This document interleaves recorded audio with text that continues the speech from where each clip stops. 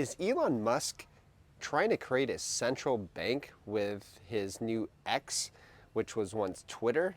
I'm going to get into that, plus much more. But first, please like and subscribe. Check us down below so you can see what coins we are buying during this accumulation phase. All right, before I begin, check this out. Remember how I told you that the banks aren't done collapsing? Well, just yesterday, Pacific West Bank Corp crashed over 25% yesterday. Ouch. So that's probably going to continue as more and more banks collapse. Speaking of big banks, check this out. So the Bank of England's QE losses, guess who is going to make up for the 150 billion pounds of loss? UK government. So what does that mean? It means that there's going to be much more currency printing. They're just going to print that stuff out of thin air, and they're going to cover these losses. You know what? Because banks, they cannot have skin in the game. That's the whole point of a bank. If you don't want to have skin in the game and you want to make a killing, be a bank. Next, we have Elon Musk. So here's one tweet that I think he was probably drunk, but I have other tweets that he's probably not drunk.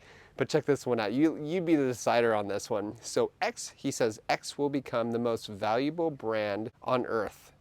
Make my words. I mean, for somebody that's going to say something so serious that's probably going to have an effect around the world, people are going to hear it all over the place, you probably want to, like, you know, look at your grammar and stuff like that. So I think it was probably drunk, but you let me know. Next, we have something a little more serious. Elon Musk says that payments could be integrated on X later this year. That sounds pretty cool.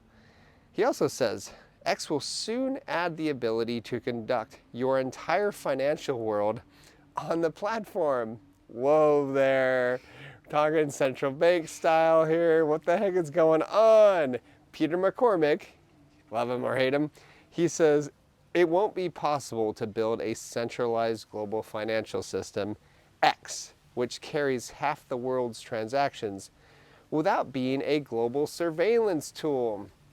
Yes, that is very true, Peter, and I totally agree with that. So what are your thoughts on this? Because that is a bit worrying about what is happening right now. He didn't mention Bitcoin. Bitcoin could clearly become a world currency. Obviously, it's not, because central banks can't control it, but they can control what is going to be happening on X, can't they?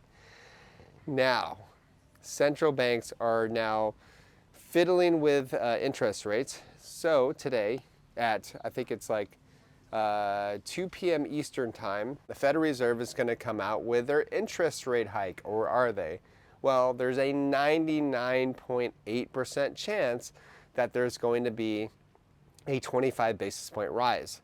Now, if you're watching this and it already happened, well, whatever. It probably is meaningless. You know, crypto is going to be very volatile during this time, so I expect a lot of people to get liquidated because they're going to go overly short or overly long, and there's going to be liquidity hunting on either way. So it's going to be a fun night. Moving on to the US and the Department of Justice.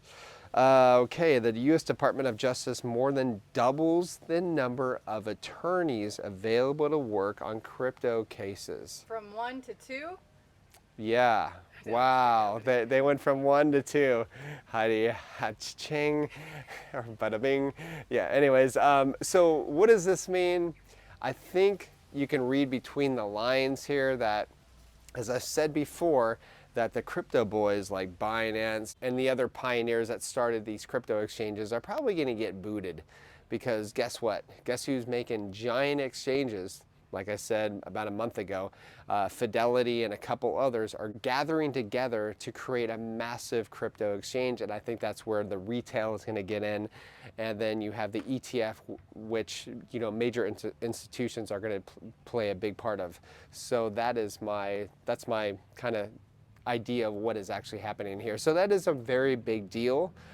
So watch out for that. I don't think it's going to put too much pressure on crypto market, but it is going to clamp down, and it's going to make the barrier of entry for regular people very high, unless you know how to use decentralized exchanges. And guys, we have been promoting decentralized exchanges for a very long time. That is the way forward.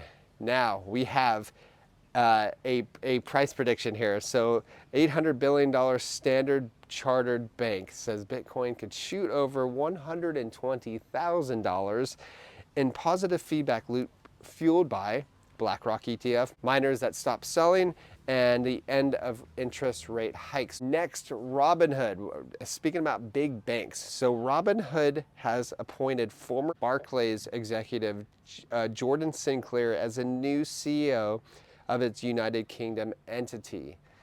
So Robinhood is a big player in the crypto space, and they will continue to be, and they're inviting their bankers over as well. So it's going to be really interesting to see what happens with other people as well, other high executives in major banks joining the crypto space. Okay, here, the last story is really funny here.